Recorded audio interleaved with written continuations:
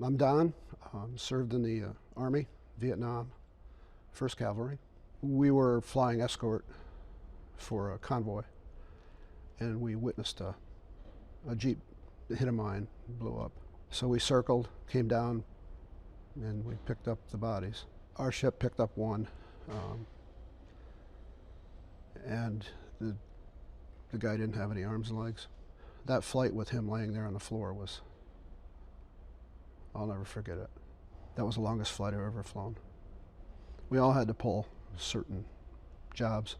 One of them was take the deuce and a half out and dump garbage. Most of it was like ammo boxes and junk. And we would just throw it off the truck. And I hit this kid. I think he was about 7 years old. I tore a gash in his leg with that board I threw off. I jumped off and went down and got him. He was mad, but he was also bleeding to death. So I put a tourniquet on his leg and wrapped as much stuff around it as I possibly could. We got to an Arvin stop. They didn't want to see this kid. They just didn't want him. So we said, all right, let's go. We gotta find Army. And we did. We found a medic. I said, this is a kid. I said, I hurt him. We gotta fix him. He bandaged his leg up, and they put him in another Jeep, and I never saw him again. I don't know if he's alive or dead, but I hurt him pretty bad, and that one always got me. I just thought I killed somebody who didn't deserve it. You hear the stories of people spitting on vets, and they did it. I mean, it wasn't a lot, but it was enough that it wasn't pretty. And I just sort of blocked things out. I got home, got married 2 weeks later, got a job after I got married, and sort of went on with life. I didn't have an immediate reaction. I just blocked it out. I didn't want to remember anything. I didn't even think about it. And if stuff came on the TV or whatever, I just turn it off, change channels. I wouldn't watch. It didn't hit me till 9/11. And I didn't know it. It was several months later, my wife finally says, you have to go to the doctors. And she took me to the doctors.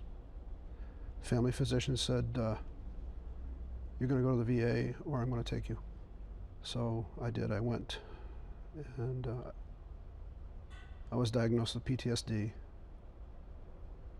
And my first reaction was, why now? And why so many years later? And they just said something set it off. Something hit a nerve and brought it back. That's when it really started for me, and it was hard. I mean, I started getting into alcohol, drank a lot, withdrawn, very depressed. To this day, I wake up in the morning and wonder why. Just, why should I, what is there to do? Going to sleep was very tough, very, very hard.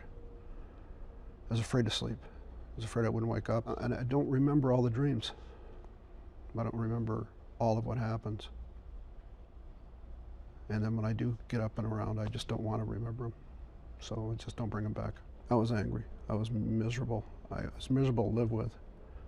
And I didn't know it. I didn't even know I was doing this. I didn't have a clue. And it was just this constant anger.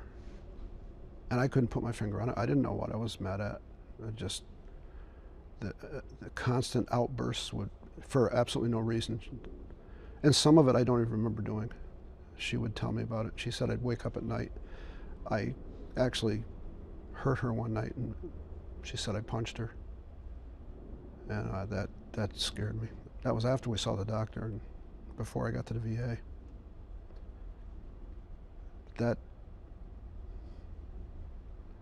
That hurt more than anything, to hurt the woman I love, the woman I spent all these years with. I was at a VFW meeting, it's a state convention, and the state surgeon came up and tapped me on the shoulder and he says, I want to get you some help. He sent me to a doctor in Albany, a VA doctor, This guy was amazing, and I was treated by him for over 2 years. It was just an amazing thing. And she went with me. So she went through this with me, and she doesn't understand. I couldn't understand why the outbursts, why the sweating, why the fear. I wouldn't stand in a line, and I don't like to be in crowds. It's tough. But she's the one that made it happen. She did make it happen. I wouldn't be here without her.